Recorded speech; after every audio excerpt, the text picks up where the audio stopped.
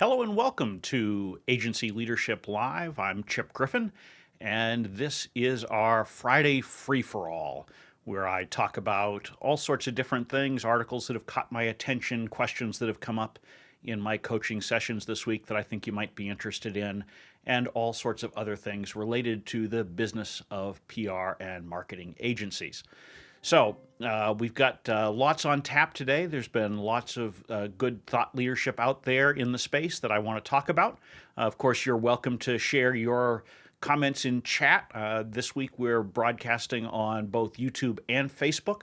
So I'll be looking to see what kind of feedback I get from that and what kind of questions you might have. I'll try to keep an eye over here on the chat stream to see what comes up.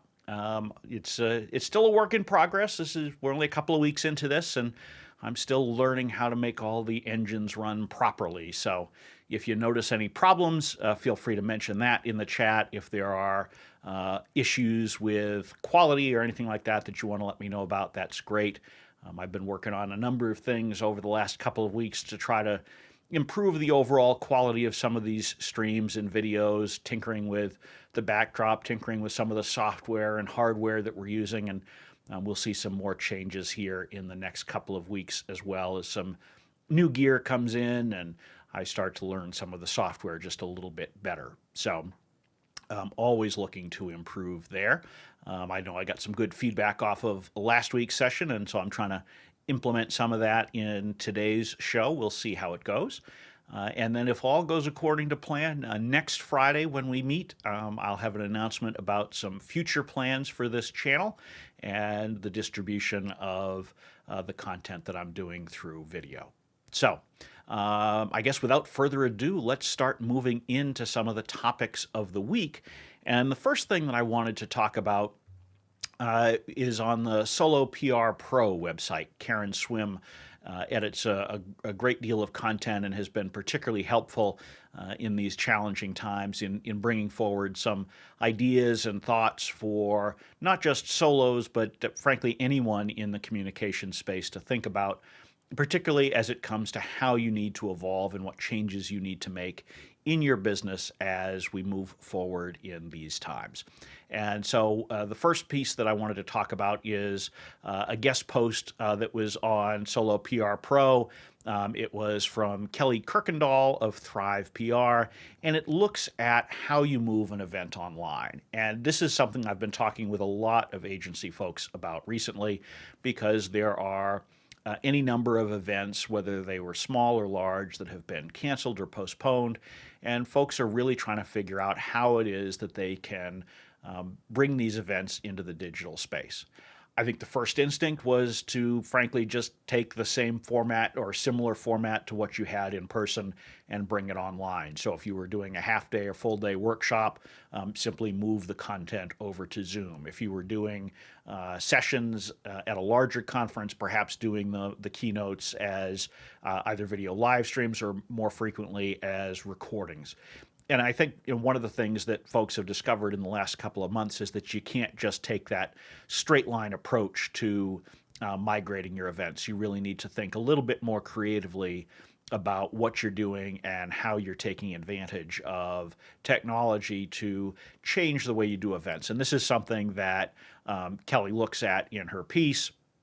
And she starts to ask you to think about, how you're going to make things happen with, what are the logistics? You've got speakers in different places. You've got attendees who are all remote, obviously.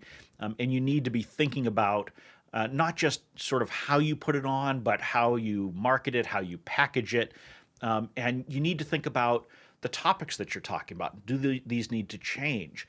And so this is something that I think that anyone in the communication space needs to be considering carefully. And frankly, one of the things we've seen is that a lot of folks are recognizing that you can't do half-day or full-day events or worse, multi-day events online in the same fashion that you do in person. People just don't want to sit and stare at their screen for hours on end. And so you need to think about how it is that you can adapt some of that content. Maybe you spread it out over a longer period of time. How do you get some interactivity so that it's not just folks staring at their screen, where they're probably also doing email or talking to a family member or what have you. I mean, it does certainly create opportunities to have folks remote. It's allowing more people to access your content than might otherwise, but you lose a lot by not being in person at the events. Whether you're talking about an hour-long breakfast or lunch that you've brought people together to hear a speaker, or that in-person workshop or a conference, those kinds of things. A lot of what you get is not the raw content, it's all of the interaction that you have with the speakers, with the other participants and attendees. And so, how can you recreate that online? And I think that we're seeing a lot of experimentation in that area right now. I know that there's one person I've spoken to who's putting on events, and they're actually shipping out care packages to attendees in advance of the event, so that it sort of mimics some of the swag and things that you might get in person at the event. I believe they're even including some of the snacks that they would have handed out if it had been held in a hotel or conference center. So, is that something that works and scales? I'm not sure, but it's something that is worth experimenting with and figuring out what will work for your audience and how it is that you can give folks not just a replacement of the experience that they would have had in person, but frankly, try to upgrade it. Take advantage of the challenges right now, and instead of making that straight line approach, think creatively. This is really an opportunity for you to go out there and figure out a better way to deliver the content, to deliver the relationship building, to deliver on the goals that your event attendees have. And this is true whether it's an event that you're putting on as an agency, or something that you were speaking at, or something that you're doing on behalf of your clients. So really begin to think creatively and take advantage of it, and certainly check out this piece on Solo PR Pro.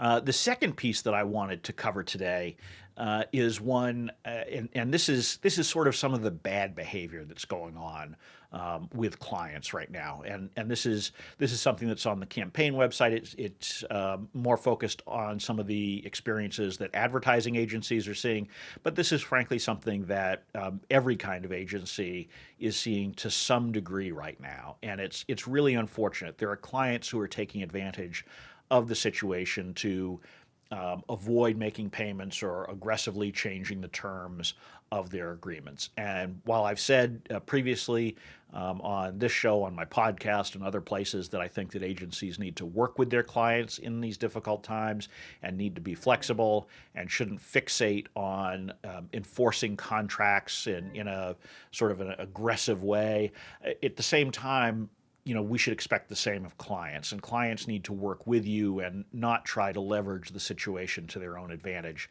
And unfortunately, what we're seeing is that in some cases there are folks who are, really trying to manage their own cash flow. Even large clients are trying to do this on the backs of their agencies right now, and it's simply unfair. It's not correct. And so there's a movement amongst the 4As, which is an advertising agency association, and some of the larger agencies, to start working to combat this. And this is frankly something that was already a problem for many agencies. I know many PR and marketing agencies have seen some of their larger clients in recent years try to push payment terms out from a typical 30-day payment term to 60, 90, 120. I've even seen 180-day payment terms that some larger clients are trying to force on agencies. And it just doesn't make any sense. As an agency, you shouldn't be accepting that. It's not something that is sustainable for you. You're not a bank. And so in the best of times, it becomes easier to walk away from things like that. But certainly in times like this, where everyone is desperately trying to hold on to clients, I think some of the clients who are behaving badly do feel like they have a little bit of additional leverage. And that's really, really unfortunate. Along these same lines, we are seeing agencies who are suffering because of poaching. And there are some folks who are going out and trying to find ways to capture other agencies' clients. And that's fine. So I don't want to put this in the same category of folks who are trying to take advantage of payment terms, but it is something that you as an agency owner or an agency leader need to be thoughtful of and thinking about how it is that you can protect your existing client base. And it's a balancing act because you want to make sure that you are protecting your own clients and protecting the business that you do have right now, but you also want to be careful about not over-servicing. And so this is a piece that was on Compro, and it takes a look at some of the steps that you can and should be taking in order to do a better job of working with your existing clients to make sure that they're not tempted by another agency's offer. And so you need to think about how you continue to refine your relationship with them. And this is something that I've talked about in previous episodes, but you certainly need to be thinking about some of the things that you can do as far as working with your clients to give them the best possible experience. And so that means probably increasing the amount of communication that you're having, particularly if you're not talking typically on a day-to-day basis with some of your clients, you're leaving it to some of your employees, your team members to do. You need to step in more as an executive, as an owner right now, and strengthen, bolster that relationship. Show your clients that you really are focused on them and figuring out what you can do to best serve them. And you also want to make sure that you're working with your team to help them and make sure that they're doing the things that they need to do in order to innovate on behalf of clients. Because just as I was talking about events and the need to make some adjustments as to how you transition an in-person event to a digital event, you need to be thinking about all of the PR and marketing and other communications tactics that you're using on behalf of clients and figure out how to make the necessary adaptations to deliver better results for your clients. Because whether you're talking about the language that you're using or the style of communications that you're using or the mediums that you're communicating through, all of these things need to be carefully reevaluated right now to make sure that you are finding the best way to help your client achieve their goals. There are very few businesses, there are very few organizations, nonprofits, government agencies that have not had to make substantial changes in what they're doing and how they're doing it. As an agency, you need to be thinking about that and figuring out how you can make those changes alongside your clients. And in some cases, how you can guide your clients to make the changes that they need to do in order to improve their own operations and their own results. So think about that and consider some of the things that you can do to strengthen that client relationship, because the stronger that client relationship is, the less likely you are to be a victim of poaching. And so this article on Compro that I'll include a link to in the comments after this live stream is over, but you can find it by going to compro.biz. You'll see some of the ideas that are here for how you might be able to make some of those changes yourself. And so let's see, with that, let's pop on to the next piece. And this is one, Steve Barrett, the editor of PR Week, has got a post that he put up in the last couple of days. I guess actually it was last week, but he talks about how sort of a more positive spin on things, and how what you're going through as a PR pro right now or a communications professional in the time of COVID-19 will help you to improve. And this is something that I think is really worth stressing. Yes, we're all going through challenges, some larger than others, but if we're able to figure out how to navigate the day-to-day right now, we'll be in a position, hopefully down the road, where we'll be even better at what we do, whether we're talking about the business of our agencies or we're talking about the ways in which we're communicating. Because there are so many things that we can learn from these times, and there are so many things that if we're willing to make some of the adaptations that I talked about earlier, that we can leverage in order to improve. And we're seeing this all around. And I think some of the things that we're seeing out of necessity today are things that will stick. We're certainly seeing more of this online video. We're seeing that innovation that's taking place in digital events. A lot of that will stick around. Even if we look outside of the communication space, some of the things that we're seeing in other places, for example, telemedicine. How many people have we talked to, or have we personally experienced having telemedicine visits with our doctors, either by FaceTime or something like that, in a way that we hadn't done before? And yes, it's something that had been creeping out there, and people had started doing a little bit. Some doctors had started introducing it. But how much better would our experience be in many cases if we could do some of those visits via video? I mean, think about the time savings, not having to go to the doctor, sit in the waiting room, then sit in the exam room. And for a lot of your doctor visits where you're not having actual tests and there's maybe not a specific examination, but instead you're talking through various treatment options, or just sort of a general check-in to see how things are going, a lot of those can be done remotely. It can be used to consult with specialists more.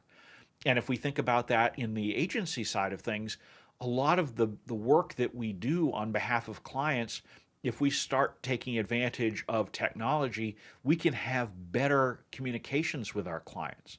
I mean, think about this video. As you're looking at me and listening to me, first of all, my apologies for having to actually look at me. But look, you do feel a stronger connection here, I'm sure, if you're watching this on video than if you were just listening to me ramble on in audio. It's drawing your attention more. It's humanizing what I'm talking about. The same thing can happen for you, whether you're talking to clients or prospects or working on your own thought leadership. So as you think about all of the challenges that you have right now and all of the things that you're trying to overcome in your agency business, also spend time thinking about the opportunities that are there. Consider what it is that you can do to continue to improve, and which of these improvements will stick around after the immediate crisis has passed. And we don't know whether this immediate crisis is going to pass in the next few weeks, months, years, hopefully not, but you just don't know. And so you need to be operating your business in such a way that you are thinking about these innovations as not just short-term stopgap measures in many cases, but really long-term improvements. So I think Steve Barrett's absolutely correct, and I encourage you to check out his piece, because you can become a better PR pro, a better agency leader, if you take advantage of this time to make those changes in what you're doing. Let's move on to the next piece that caught my attention here.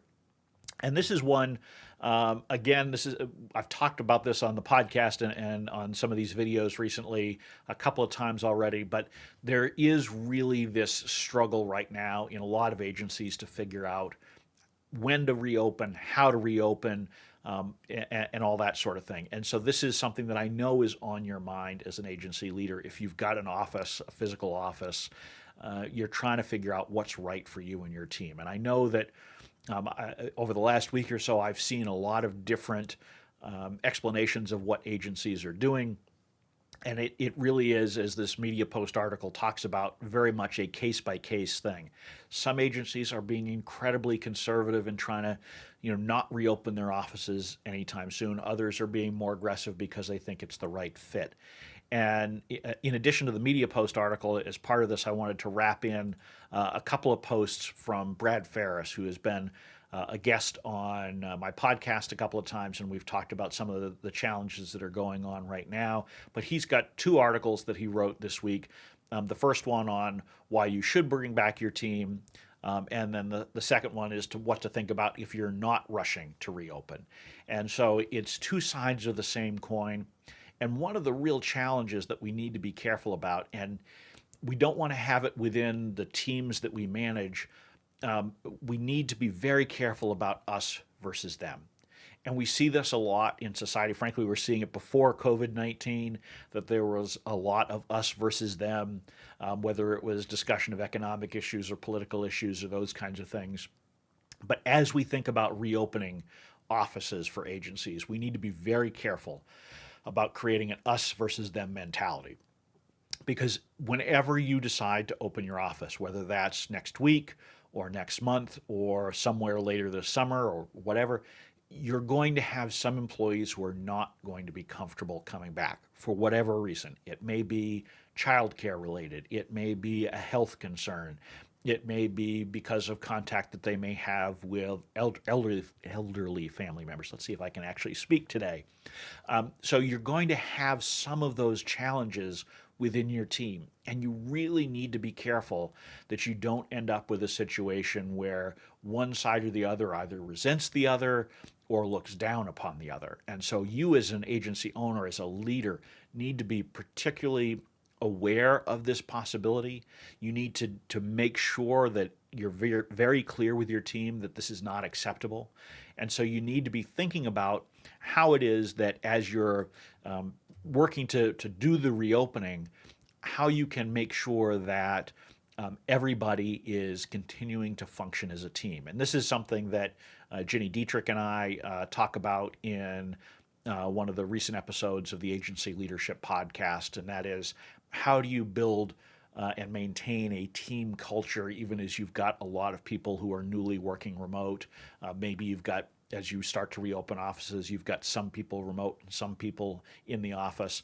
If you've run primarily an in-person team, this is a big change that you're going to have to make as you come back on the other side. For the short term, everybody's sort of pulled together in all likelihood. That's at least what I've seen in the agencies that I've been working with the last couple of months. And for the most part, people have made a pretty good transition to the forced remote work.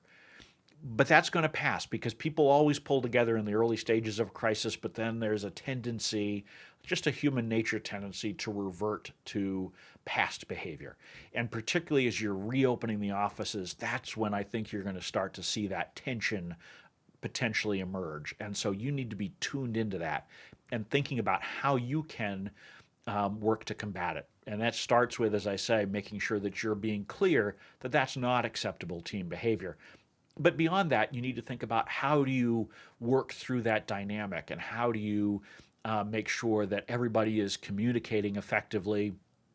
How do you make the adjustments so that folks who are continuing to work from home, perhaps because camps are closed or daycare is closed or schools are closed, and so their availability is going to be different than the folks who start to come back to the office? And how do you manage the scheduling of that? If you're reopening your office and you have to try to make greater space between your team members, how do you work the fact that you've got only a half of the office working for Monday, Tuesday? I've seen some agencies that are doing Monday, Tuesday, Thursday, Friday, Wednesday becomes a swing day, for example. So you've got, team A, who's the first part of the week, team B later in the week, or maybe it's every other day. There's a lot of different scenarios, but as you're starting to have people in different places, how do you think about that in terms of communications and team management and collaboration and all of these things? Because right now, most agencies have everybody working remotely. And when you've got everybody remote or everybody in the office, that's the easiest scenario to manage because everybody's in the same boat. But as you're now looking at a situation where you're going to have increasingly team members who are doing different things at different times, how do you deal with that? And so I think this is an area that you're going to have to be spending a lot of time thinking about as a manager in the coming weeks and months, and thinking about how you do the right thing by your team, the right thing by your clients. Let's see now. That sort of covers the articles that I wanted to talk about this week, but there were a few other topics that came up in some of my coaching sessions and other conversations that I've been having that I think are worth talking about before we wind up this Friday free-for-all. And of course, as I said, if you've got any questions or topics that you'd like to cover, feel free to mention them in the comments on whichever platform you are presently watching on, and I will do my best to try to figure out the technology so that I can see what you've said and try to introduce it here in just a couple of minutes. But in the meantime, one of the things that has come up a lot in conversation is M&A activity in the agency space. So I've been asked by agencies that are perhaps continuing to do well and are thinking about expansion, they've wondered, what are opportunities might be out there for them to make some acquisitions. For some other agencies that are thinking about perhaps selling or had even been thinking about selling in the next couple of years and had already been working on plans for that, asking, what is the market like now? Should I be accelerating my plans to sell or decelerating? So I just thought it would be helpful to talk a little bit about what I'm seeing in the M&A space agency-wise right now. And I don't think it's going to surprise you to know that different people are seeing it differently. And one of the things that I've seen is that sort of what I would call normal merger activity, the kind of thing we would have seen 3 or 4 months ago, most of that is on hold. And most of the M&A activity that we're seeing talked about right now behind the scenes is really focused on agencies that may be struggling or need to find an exit more quickly because they've lost clients, because they're struggling financially, and so they need to find a soft landing. And meanwhile, some other agencies that are looking to expand and have the cash to do so are looking for some of these opportunities. I think it's very important for both sides to be very careful about some of this, whether you want to call it desperation M&A or struggling agency M&A. As an acquirer, it's very tempting to get a good deal. Obviously, if you're one of the agencies that's struggling, it's very tempting to find the easy way out. The reality is that M&A activity and integrating two firms, whether it's two evenly sized firms or a large and a small firm, it's challenging in the best of times. And so to do it under duress, and when you're in a situation where one team is struggling and the other one maybe is not, it makes it even more difficult to bring the firms together. So it's worth thinking very carefully about whether this is a good idea. Now, that said, there are certainly some scenarios that will continue to make sense, but I would encourage folks to be looking at other ways to work together with other firms if they can. So strategic partnerships would be one way to look at this. So, can you find a way that your two teams partner together on some client work, and perhaps that's the interim step to making a sound M&A decision somewhere down the road. But what does this mean for overall M&A activity? I think that generally speaking, folks who are looking to acquire agencies have a certain tolerance for risk anyway. And so I think that M&A activity in the normal way that we think of it will probably resume sooner than later, perhaps even as early as this summer, as folks are starting to think about the future and getting past the oh my God, the sky is falling, everything is challenging right now, and starting to think about what does the roadmap look like. I think there will be some changes. I mean, obviously there are agencies that are focused on segments of the market or industries that are struggling right now. And so while those may present some good deals for acquirers, it's also going to be more challenging for some of them. So if you're focused on events, for example, that's a challenging one unless you've figured out a way to innovate effectively, as we talked about at the top of this live broadcast. If there are agencies that are focused on industries that are particularly hard hit, they may be, a less attractive acquisition in the near term. At the same time, folks who are looking at how you build the agency of the future and they're looking for specific capabilities, particularly if you're a digital firm and you're looking to potentially be acquired or to merge with someone else, now is probably a good time to be thinking about that, because more people are taking advantage of digital communications and technology. In fact, apart from crisis, the digital agencies that I'm talking to right now tend to be the ones who are not just busy, but almost overwhelmed with the amount of work that they have in many cases. So, those folks I think are going to be really attractive M&A targets, particularly for traditional PR and marketing firms that are looking to bolster that digital capability. They're going to be on the hunt in the coming months to try to either find that talent within their team and acquire the right individuals, or go out and acquire the right businesses in order to be stronger. So I think we're going to see some activity sooner rather than later, but right now it really is more of the distressed M&A activity and less of the traditional M&A activity. Um, the other thing I wanted to talk about a little bit was webinars, because I know a lot of agencies are doing webinars right now. It is traditionally a good way for agencies to build their email lists and to get some thought leadership out there. And I have a little bit of a pet peeve that I just want to get off my chest. And so I couldn't wrap up this live cast without talking about it. And that is, if you're putting on a webinar, please turn on the video camera.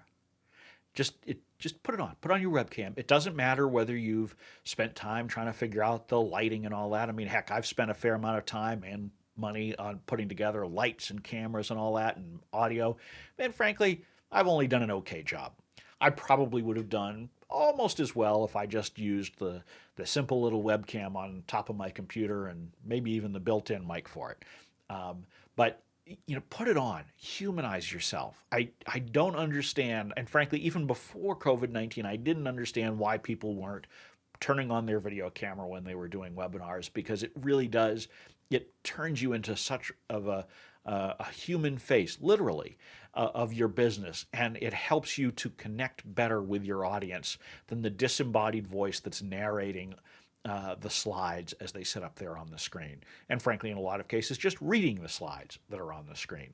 So please, I'm begging you, if you're putting on a webinar, turn on your video camera. Honestly, the slides are not adding all that much in most cases when you do a webinar.